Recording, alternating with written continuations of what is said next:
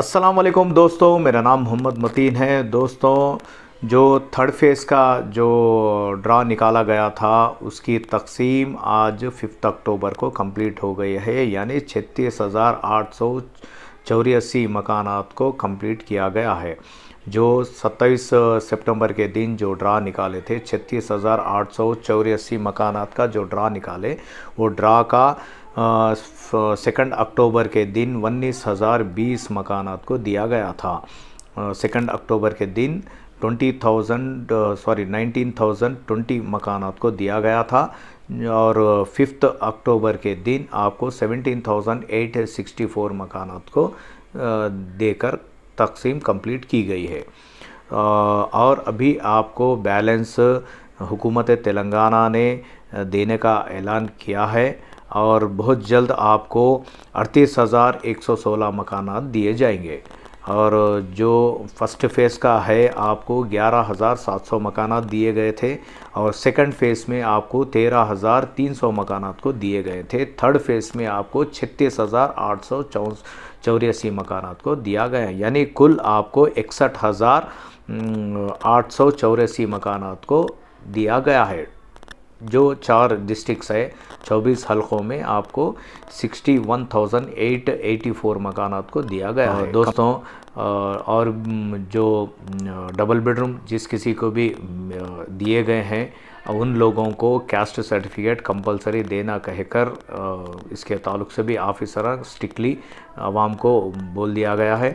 और पब्लिक क्या है, परेशान है, आवाम परेशान है कि भाई कैस्ट सर्टिफिकेट के लिए कुछ मस्जिद के सदरा नहीं दे रहे और हम क्या करना, और बच्चों को देते कहते मगर बड़ों को नहीं देते कहते कहकर वो लोगों से मेरे फ़ोन्स भी आ रहे। तो मैं मस्जिद के सदर साहबों से भी मैं इल्तिजा कर रहा हूँ कि भाई जब आप जो स्टूडेंट्स है वो स्टूडेंट्स को स्कॉलरशिप के लिए आप इन कैस्ट सर्टिफिकेट के लिए आप मस्जिद के लेटर पैड दे रहे हैं, तो अब यहाँ पर भी क्या है, डबल बेडरूम के लिए हुकूमत तेलंगाना ने कैस्ट सर्टिफिकेट का कंपलसरी देना, मैंडेटरी कंपलसरी देना कहकर एक ऐलान किया है। तो आप जो भी बेनिफिशियर्स है जो डबल बेडरूम के हैं वो लोग आपके पास आएंगे, आपको पट्टा बताएंगे, तो आप उन लोगों को लिहाजा लेटर पैड पे लिख के दे दीजिए, क्योंकि वो लोग आप अगर नहीं देंगे तो वो डबल बेडरूम शायद वो लोगों को रुक सकता, डबल बेडरूम शायद वो लोगों को नहीं दिया जाएगा चाबी।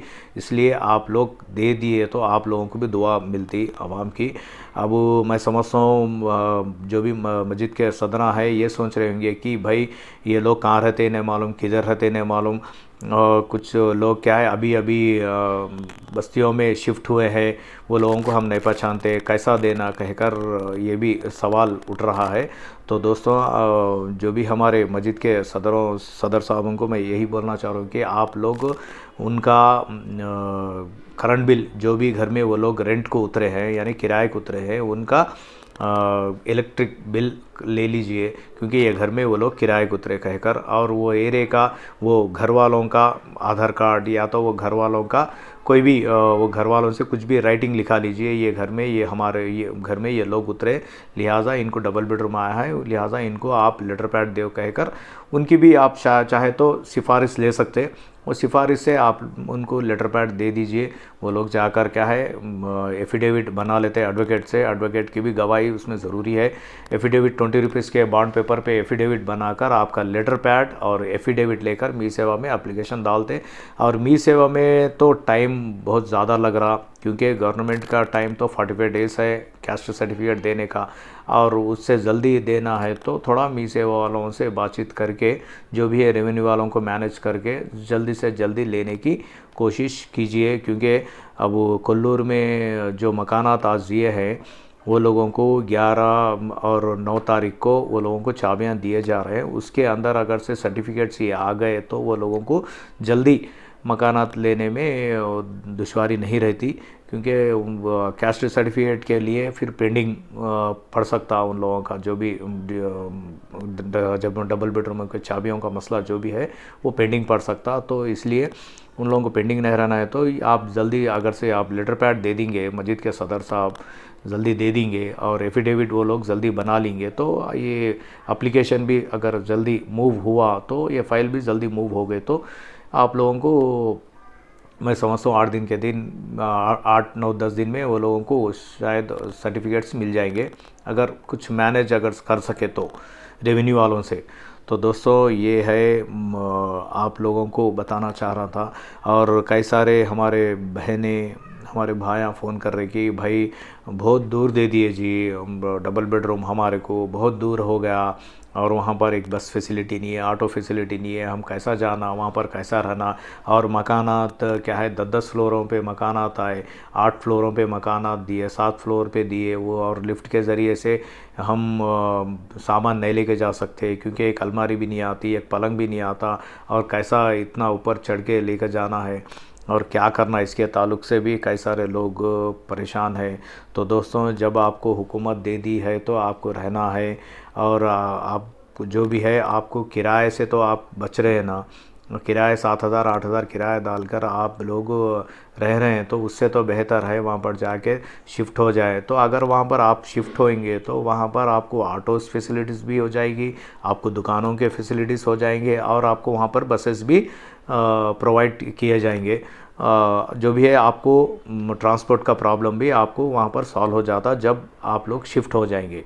तो और आपको करीबी में स्कूल्स भी वहाँ पर शायद मैं समझता हूँ स्कूल भी वहाँ पर लग जाएंगे। और जो भी है जो ये मार्च में स्कूल का जो भी टाइम था वो एग्ज़ाम्स होने के बाद में फिर वहाँ पर भी जब पब्लिक अगर से वहाँ पर चले जाएंगी तो ऑटोमेटिक वहाँ पर ये सब फैसिलिटीज़ वहाँ पर आप लोगों को मिल जाएंगे। अब स्कूल नहीं है तो स्कूल भी वहाँ पर लोग वहाँ पर खोलेंगे, प्राइवेट स्कूल्स तो इजी है खोलना। तो दोस्तों आप लोगों को ये सब चीज़ें तो वहाँ पर प्रोवाइड हो जाएंगे जब आप शिफ्ट होंगे। आप लोग टेंशन ना लें, और आप लोग किराए से बचना है तो आप लोग वहाँ पर रहना ज़रूरी है। अब जब अगर से किराया यहाँ पर इतना किराया बन रहे तो आपको थोड़ा बहुत आपको थोड़ा सेविंग में भी पैसे बच जाते, सेविंग जब सेविंग भी कर सकते हैं आप। तो दोस्तों ये है मसला। और रहा इनकम सर्टिफिकेट, आप लोग इनकम सर्टिफिकेट के लिए जो भी अप्लाई कर रहे हैं तो आप कंपलसरी एफिडेविट, अपना आधार कार्ड, अगर आपका रेशन कार्ड है तो रेशन कार्ड भी लेकर जाएं, मी सेवा में अप्लाई करें। एफिडेविट तो कंपलसरी है, एफिडेविट के ज़रिए से ही इनकम सर्टिफिकेट बनता, और एफिडेविट के ज़रिए से ही आपको कैस्ट सर्टिफिकेट बनती। तो ये दो आप जल्दी बना लेने की कोशिश करें। अब डबल बेडरूम जिसको अलॉट नहीं हुआ वो लोग भी पहले से ये कार्रवाई करना चाह रहे हैं तो पहले से आप लोग कार्रवाई करके रख लें। शायद आपको डबल बेडरूम अगर से अलॉट हो गया, अगर से आपको ड्रा में नाम आ गया तो वो लोगों को भी ईजी रहता कि वो लोगों को ज़्यादा दुश्वारी, ज़्यादा परेशानी उठाने की ज़रूरत नहीं रहती, तो इमीडिएटली आप लोग भी सबमिट कर सकते हैं अपने डॉक्यूमेंट। तो दोस्तों ये रहा, और 4th फेज़ का बेसब्री से कई सारे भाइयाँ और हमारे बहना इंतज़ार कर रहे हैं आवाम। तो आप लोगों को बहुत जल्दी इसका दिया जाएगा, और 38,116 मकानात आपको बैलेंस है।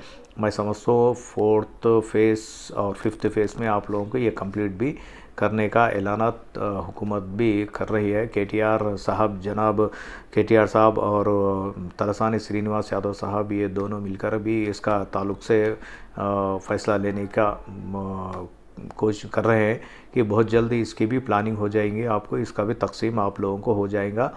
अब जिस किसी के नाम अलॉटमेंट नहीं हुए इंशाल्लाह वो लोगों के नाम शायद इसमें अलॉट हो सकते हैं, आप परेशान ना हो। और जो मुस्तहिक़ है वो मुस्तहिक़ लोगों को डबल बेडरूम मिलना बोल के मैं भी अल्लाह से दुआ कर रहा हूँ। तो और दोस्तों रहा सवाल ज़ाती घरों का, ज़ाती घरों वाले तो परेशान है ही, जिसको मकानात आए हैं वो लोग बहुत परेशान है, क्योंकि यहाँ पर KYC पूछ रहे हैं। जिस दिन आपको चाबियाँ दिए जाएंगे उस दिन आपको KYC देना पड़ रहा है, क्योंकि गवर्नमेंट हुकूमत तेलंगाना ने ये फ़ैसला लिया है कि जिस किसी को भी मकानात अलॉट हुए हैं उनको कंपलसरी KYC करना पड़ता। आप KYC करें तो आपको आपके नाम पे रजिस्ट्रेशन कोई भी प्लॉट हो या घर हो उसमें बता देता। आपको KYC के ज़रिए अगर से आपके नाम पे कुछ घर का टैक्स भी है तो भी शायद उसमें बता देगा, और आपके नाम पे अगर से कार है तो कार बता देगा। अगर टाटा AC अगर कोई भी ट्रांसपोर्ट व्हीकल है तो उसके ताल्लुक़ से भी आप बोल सकते हैं मेरा गुजारा इसमें है, तो लिहाजा मैं ये चला रहा हूँ, बल्कि आप उसके ताल्लुक़ से भी आप बता सकते, क्योंकि अपने नाम पे जो है KYC के ज़रिए वहाँ पर मालूम हो जाएगा। अब उसके बाद क्या होता क्या नहीं, अब वो ये तो इसके बारे में कोई भी नहीं बोल सकते। अगर जिस किसी का भी ज़ाती मकान रहा है, उनको डबल बेडरूम अलॉट हुआ है, तो केवाईसी के ज़रिए उन लोगों का भी वहाँ पर मालूमात हो जाएंगे। अब हुकूमत तेलंगाना तो कमेटी डालने का प्लान कर रही थी, क्योंकि ज़ाती घरों वालों को मकानात आए, ये बात हुकूमत को भी मालूम है। और ये गलती तो थोड़ी बहुत ऑफिसरों की है, क्योंकि वो लोगों को वेरिफिकेशन का टाइम कम दिया गया है, 1.5 या 2 महीने का टाइम दिए। एक एक डिवीज़न के को 500 मकानात का वेरिफिकेशन, 500 लोगों का वेरिफिकेशन करने का वो लोगों को लिस्ट दिया गया था।